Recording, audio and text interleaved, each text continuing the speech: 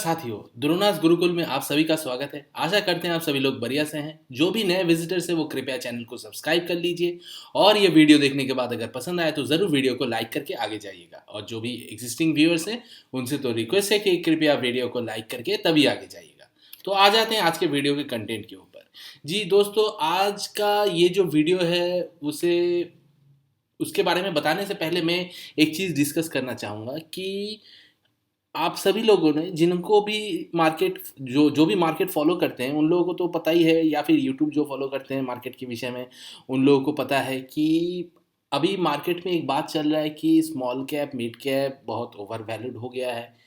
तो यहाँ पे गिरावट हो सकता है, तो यहाँ से जल्दी जल्दी पैसा निकालो और वही पैसे को लार्ज कैप में रखो। ठीक है। तो यहाँ पे अगर हम लोग मिड कैप या स्मॉल कैप का इंडेक्स भी अगर देखते हैं तो हाँ, थोड़ा बहुत कंसोलिडेशन आया है। ठीक है। मतलब हेल्दी करेक्शन तो हम मैं नहीं बोल सकता कि थोड़ा, हाँ, प्रॉफिट बुकिंग ज़रूर आया है। ठीक है। और उसके लिए हम हमेशा रेडी रहना चाहिए। ठीक है। आप लोगों का जितना भी पोर्टफोलियो में प्रॉफिट होगा उसका आप 10% सब हमेशा कम करके पकड़िएगा। मतलब मान लीजिए अगर आपका 1 लाख प्रॉफिट हो रहा है तो आप उसको 1 लाख ना समझ के उसको 90,000 का प्रॉफिट समझिएगा। तो फिर इस तरह का जो भी करेक्शन होता है आप लोग उससे मतलब झेल पाओगे। ठीक है। क्योंकि मार्केट में अगर आप करेक्शन के डर की वजह से अगर पैसे को उठा लेते हो तो अगर मान लीजिए करेक्शन ना होके यहाँ से फिर से चल दिया तो क्या होगा। क्योंकि आप याद कीजिएगा 2020 के बाद जब 2021 या 22 जब आई थी तब क्या हुआ था। तब भी लोगों ने कहा था अरे मार्केट बहुत वैल्यूड हो गया, ओवर वैल्यूड हो गया, अभी मार्केट में पैसा नहीं डालना है, अभी पर पैसा उठाना है। तो बाद में क्या हुआ, मार्केट तो ऑल टाइम हाई बनाया। 2023 में मार्केट ने ऑल टाइम हाई बनाया और अभी 2024 स्टार्ट हुआ है, देखिए कहाँ है मार्केट का। क्या मार्केट गिरा है? नहीं। कहाँ है 2021 से 2022 का निफ्टी? वो तो बहुत नीचे है। 14,000 15,000 जब निफ्टी हुआ था तब क्या बोल रहा था कि मार्केट ओवर वैल्यूड हो गया, ओवर वैल्यूड हो गया। 7,000 से लेके 14,000 बन गया है, डबल हो गया है, अभी मार्केट से पैसा निकालो। कहाँ है? तो वही मार्केट आज जो है 14,000 के बदले वहां से वो आज 22,000 तक पहुंच गया। तो क्या इसका मतलब क्या है कि मार्केट का कोई भी भरोसा नहीं है। Market market is completely unpredictable. Market को जाना ऊपर ही है। हाँ, ऐसा होता है कि वो थोड़ा नीचे डिप खा के फिर ऊपर उठता है। तो ऐसा ही होता है। अगर ऐसा नहीं होता तो अंबानी, अदानी, ये लोग तो मार्केट में ही पैसा रख देते। वो लोग तो बिजनेस नहीं करते ना। वो लोग बिजनेस करते हैं, उसके साथ वो लोग मार्केट में पैसा रखते हैं। ऐसा नहीं है कि वो लोग पैसा नहीं रखते हैं मार्केट में। वो लोग का अगर आप देखिएगा हर एक कंपनी में वो लोग स्टेक उठा के रखा है। स्टेक उठा के मतलब शेयर खरीद के रखा है हर एक कंपनी का। बड़ा बड़ा कंपनी है। जैसे बीच में आप लोग सुने होंगे कि अंबानी ने एसीसी सीमेंट खरीद लिया। तो कैसे खरीद लिया? वो क्या पैसे जाके कागज लेके खरीद लिया? नहीं, वो शेयर्स खरीद लिया एसीसी का। जैसे ही वो maximum highest holder of share का हो गया, उसका होल्डिंग उसका 50% से ज़्यादा हो गया, तब वो प्रोमोटर ऑटोमेटिकली बन जाता है। तो उसी तरह से आप भी बन सकते हो अगर 50% के ऊपर आप शेयर खरीद सकते हो। लेकिन उसके लिए बहुत पैसा चाहिए, बेइंतहा मतलब बल्क डीलिंग करना पड़ता है। मतलब आपका बल्क डीलिंग में वो पैसा उठाना पड़ता है, मतलब वो शेयर उठाना पड़ता है। ठीक है। तो उसके लिए बहुत पैसा लगता है। वैसे तो उतना तो पैसा हम लोगों के पास नहीं है, लेकिन हम लोग भी थोड़ा थोड़ा करके प्रोमोटर बन जाते हैं। मतलब हम लोग भी एक ओनर बनते हैं। अगर मान लीजिए आप कल बर्जर पेंट्स का शेयर खरीद लिए हो तो आप थोड़ा बर्जर पेंट के शेयर में, मतलब उस कंपनी के थोड़ा एक हिस्सेदार आप बन गए। आप एक छोटा सा जगह का, उस कंपनी का एक छोटा सा जगह का आप मालिक बन गए। ठीक है। उसी तरह से अगर आप टीसीएस खरीदते हो, इन्फोसिस खरीदते हो, विप्रो खरीदते हो, या फिर आप आईआरसीटीसी खरीदते हो या आरवीएनएल खरीदते हो, तो वैसे ही उसी कंपनी का आप थोड़ा सा हिस्सेदार बनते हो। और ये जो कहा जा रहा है कि मार्केट गिर रहा है, मार्केट गिर रहा है, ठीक है, मार्केट गिरेगा, मार्केट गिरेगा, अभी पैसा उठा लो। मुझे सवाल सिर्फ यही करना है कि अगर आप लोग निफ्टी का चार्ट देखोगे, इससे पहले भी तो ऐसा बहुत समय हुआ है कि निफ्टी आपका गिरा है। ठीक है ना। लेकिन उसके बाद क्या हुआ है, जैसे कि 2008 में फिनेंशियल क्राइसिस आया था। ठीक है। 2008 यहाँ पे कहाँ गया, 2008, 2008, 2008 क्या दिखाई दे रहा है, नहीं इस चार्ट में नहीं है। अच्छा 2018 में भी आया था एक फिनेंशियल रिसेशन। यहाँ पे आपका देखिए लेमन ब्रदर का झमेला हुआ था, यूएस में हुआ था, यहाँ पे निफ्टी गिरा था। देखिए कितना गिरा था, 13% तक गिर गया था। तो मैं क्या कह रहा हूँ कि मैक्सिमम 10% आप पकड़ लीजिए, आपका पोर्टफोलियो गिर सकता है। उससे ज़्यादा अगर गिरता है तब आप ज़रूर पैसा उठाने का कोशिश कर सकते हो, या फिर अगर आप कोई एक रिस्क लेने वाले इन्वेस्टर हो तो आप वहाँ पे पैसा लगा सकते हो। जी देखिए यहाँ पे भी बीच में गिरावट हुआ था, यहाँ पे भी गिरावट हुआ था। कितना गिरावट हुआ था, 12%, 13%, ये 15% तक गिरावट हुआ था। तो उसके बाद मार्केट कहाँ है। अगर इस डर के मारे वहाँ से आप लोगों ने अगर पैसा उठा लिया होता तो आज जो ये रैली आप लोगों को दिखाई दे रहा है 40%, 40% आपका 44% का जो रैली है, या फिर यहीं से अगर हम लोग पकड़ते हैं, वहाँ पे हम लोग एवरेज भी अगर नहीं किए होते, 20% का यहाँ पे जो रैली है 3 साल में, वो आपको कहाँ कैसे मिलता है। ये तो निफ्टी 50 का है, ये निफ्टी 50 का है, मैं दिखा रहा हूँ निफ्टी 50 का है ये, ठीक है, दिखाई दे रहा है। देखिए यहाँ से यहाँ तक आपका 15% का गिरावट आया था, ठीक है।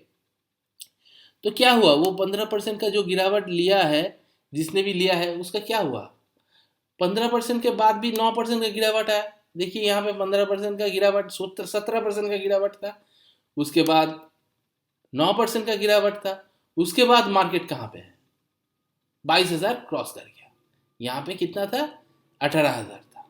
तो इसका मतलब यही है, अगर आप मार्केट में बने रहते हो बिना डरे बिना रुके, तो आपको लॉन्ग टर्म में प्रॉफिट बन जाता है। और इसीलिए ये जो मिड कैप बोल रहा है कि गिर रहा है, इस स्मॉल कैप गिर सकता है, यहाँ से पैसा निकाल लीजिए, मैं कहता हूँ एक साल में स्मॉल कैप ने 61% प्रॉफिट दिया है।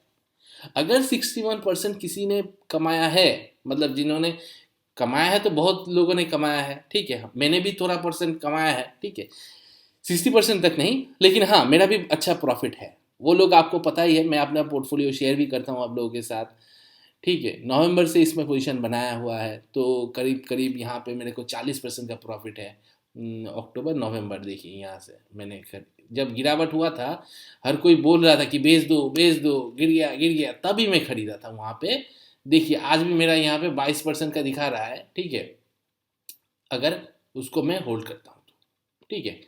तो यहाँ पे जो 22% दिखा रहा है उससे ज़्यादा ही है, तो शायद मेरा उससे पहले भी थोड़ा है, ठीक है, जो भी है 40% का मेरा प्रॉफिट है यहाँ पे। तो यहाँ पे देखिए 61% का जो प्रॉफिट बना है किसी का, तो वो तो यहाँ पे प्रॉफिट बुक कर रहा है। और उसी के हिसाब से टेक्निकल चार्ट से अगर यहाँ पे देखेंगे तो एक बॉक्स थ्योरी आपका बन रहा है, मतलब बॉक्स जैसा पोजिशन बन रहा है, ये वाला सेक्शन। इसे हम लोग टेक्निकली टर्म में डार्विन्स बॉक्स थ्योरी कहते हैं। इसके बाद क्या होता है, ये आइदर ब्रेकआउट और ब्रेकडाउन। अगर ब्रेकडाउन होगा तो क्या करूँगा, अगर ब्रेकडाउन होगा क्या मैं वहाँ पे घाटे में पैसा निकालूंगा, नहीं, वहाँ पे मैं और पैसा इन्वेस्ट करूँगा। मतलब अगर मेरे पास पैसा हुआ तो हाँ, वहाँ पे मैं उसको एवरेज करूँगा, ठीक है। और एवरेज करने के बाद जब वो भागेगा तब मेरे को और भी ज़्यादा प्रॉफिट होगा, ठीक है। यहाँ पे देखिए, जिस किसी ने यहाँ पे ये वाला गिरावट में डर गया होगा, अक्टूबर के महीने में गिरावट, एक महीने में 5% गिरा था, उस महीने में अगर गिरावट से वो अगर किसी ने डर गया होगा, तो उसको तो ये वाला प्रॉफिट मिस हो गया ना। यहाँ से लेके देखिए ये जो है करीब करीब 20% दिखा रहा है, 17%, ये प्रॉफिट तो मिस हो गया। लेकिन अगर किसी ने वहाँ पे एवरेज किया होगा, जैसे कि मैंने कहा कि मैं एवरेज करूँगा, तो उसको यहाँ से भी प्रॉफिट 26% मिल गया, 25% तक मिल जाता है। तो उसी तरह से यहाँ पे भी देखिए, जिस किसी ने यहाँ पे गिरा खरीदा होगा 3.5% का, पर करीब करीब 4% का गिरावट है स्मॉल कैप 250 में। तो यहाँ पे अगर ये गिरावट हुआ है, क्या आपने नया पोजीशन बनाया है इसमें, क्या आपने खरीदा है, नहीं, क्योंकि आप डर गए।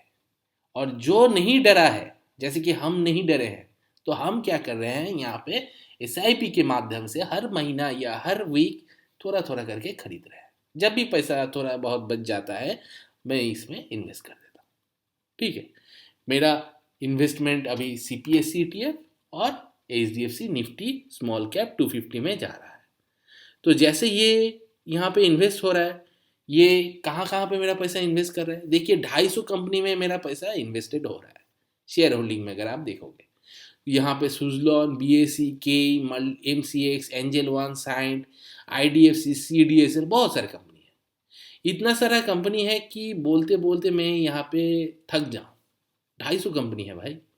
सेक्टर में देखिए bank, auto, building, IT, software, pharmaceuticals, metals and mining, capital market, consumer finance, क्या नहीं है, सभी में इन्वेस्ट होता है।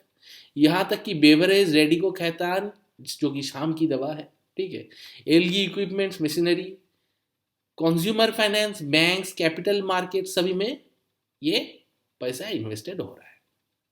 तो मेरा पैसा जो है यहाँ पे सेफली 250 कंपनी में इन्वेस्टेड हो रहा है। अभी तक फंड का साइज 167 करोड़ है, ठीक है, करोड़, 1-2 लाख नहीं, करोड़ है, 167 करोड़। पी रेशियो है 25, प्राइस टू बुक रेशियो है 3.36। यहाँ पे फंड मैनेजर 3 है, एक नहीं है, 3 है, अरुण अग्रवाल, निर्मल मुखारिया, अभिषेक मोर।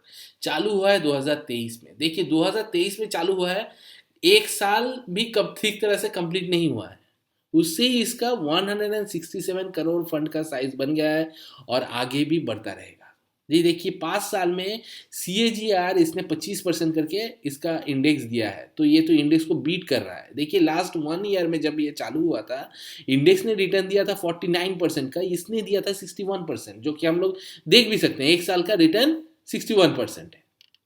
तो इसने इंडेक्स को भी रिटर्न बीट किया है, तो उस हिसाब से तो 5 साल में तो ये इंडेक्स को भी बीट करेगा, ठीक है, करना तो चाहिए। अगर मैं मान लेता हूँ कर भी नहीं रहा है, इस इंडेक्स के करीब भी दे रहा है, तो 25% का रिटर्न आ रहा है मेरे को।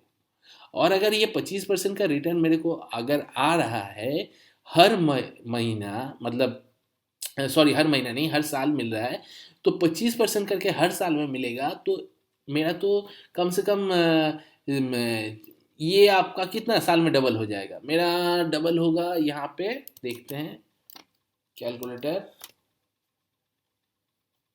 72 डिवाइडेड बाई 25, 2.5 साल के अंदर मेरा पैसा डबल हो जाएगा, यहाँ पे इन्वेस्टेड पैसा। तो अगर 25% करके मिलता है, तो वैसे तो एक साल में ही इसने करीब करीब 61% दे दिया है, तो आगे भी अगर इस तरह का रिटर्न दिया, देखिए मार्केट में तो कुछ गारंटी नहीं रहता है कि 61% देगा, लेकिन अगर मैं पकड़ भी लेता हूँ 61% दिया है, तो अगर मेरे को 40% भी रिटर्न दे दे, तो मेरा तो 2 साल के अंदर पैसा रिटर्न डबल हो जाएगा। 2 साल भी नहीं लगेगा, 1-1.5 साल के अंदर पैसा डबल हो जाएगा। तो इसीलिए इस तरह का रिटर्न मेरे को कोई भी बैंक, FD, रिकरिंग कहीं पे भी नहीं मिलेगा, सेफ सेवर इन्वेस्टमेंट में नहीं मिलेगा।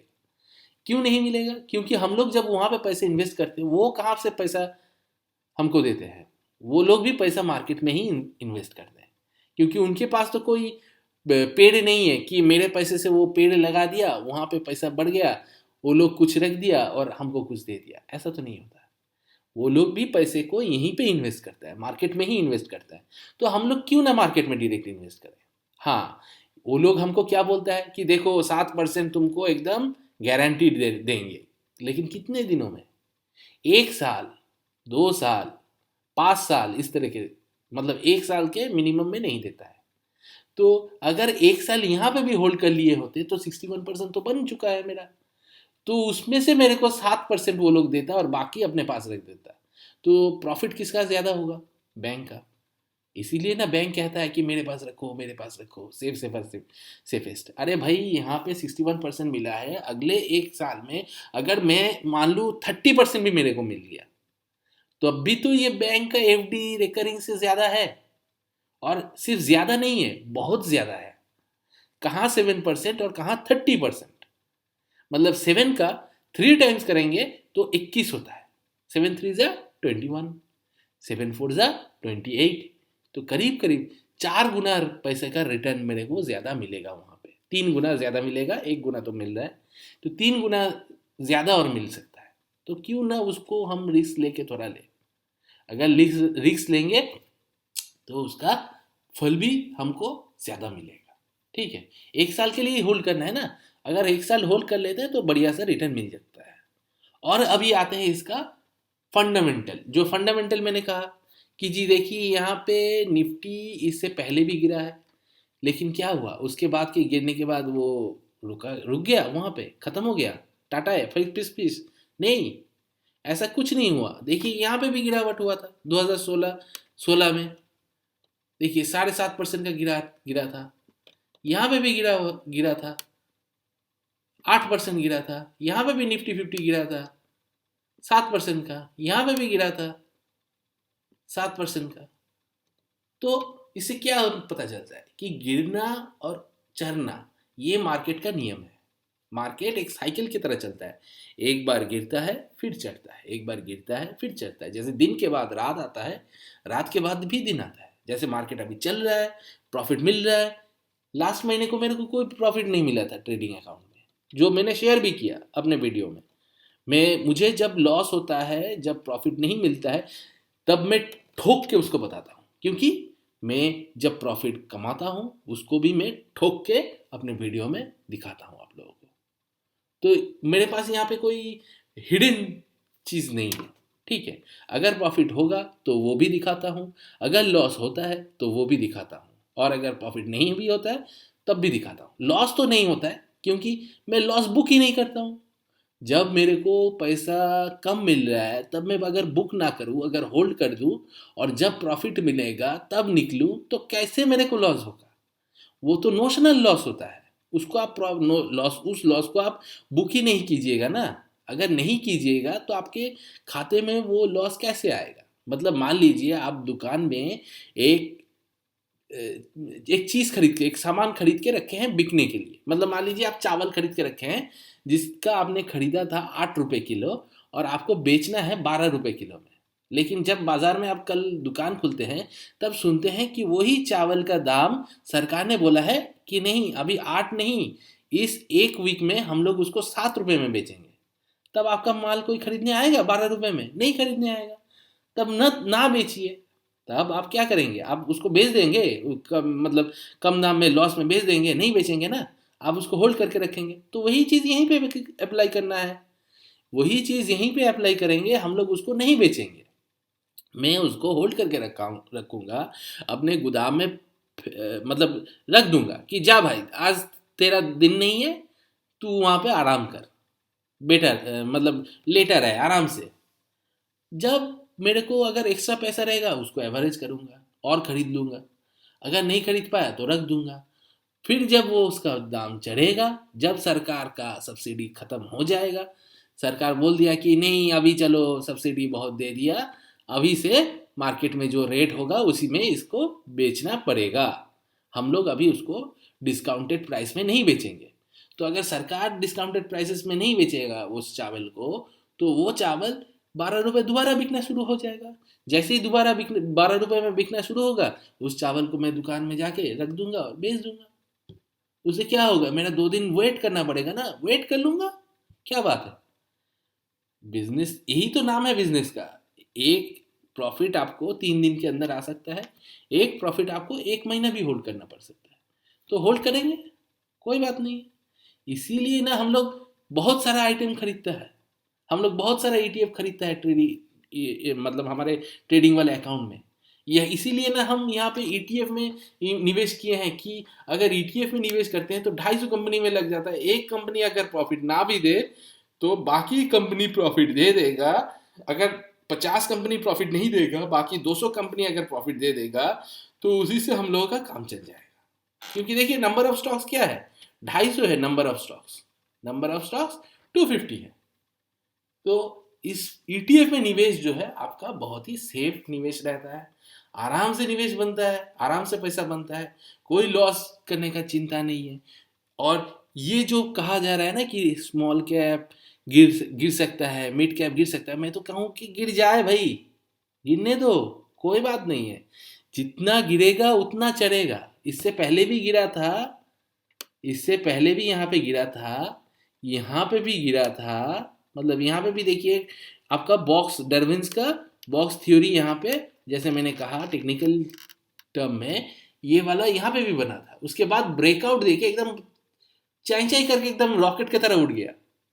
तो उसी तरह से ये भी चलेगा, तब हम लोगों को प्रॉफिट बनेगा। अभी यहाँ पे चढ़ने के बाद थोड़ा मशीन जो है सुस्ता रहा है।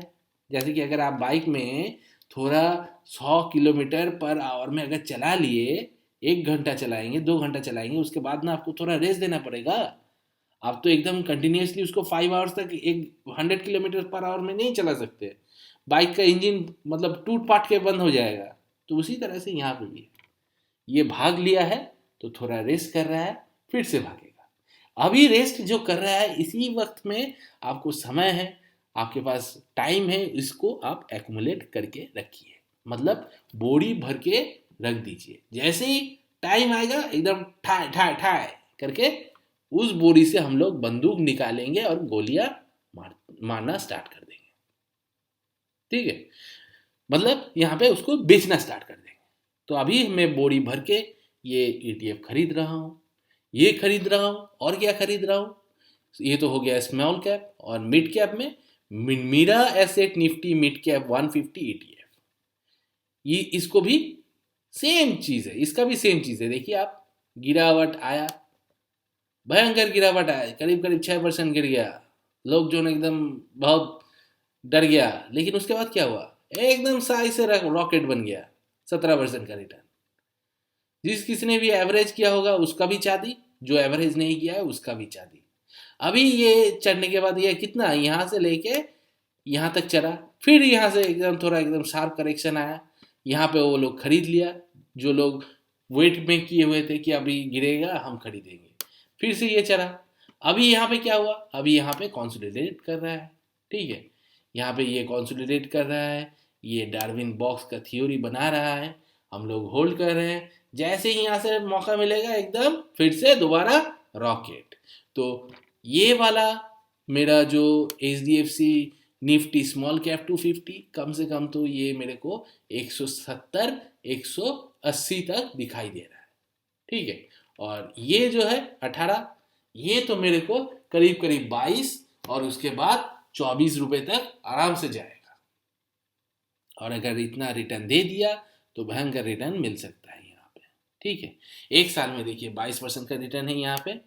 और अच्छा, ये उससे बाद नहीं चालू हुआ था, ये बीच में ही चालू हुआ है 2023 में सितंबर में।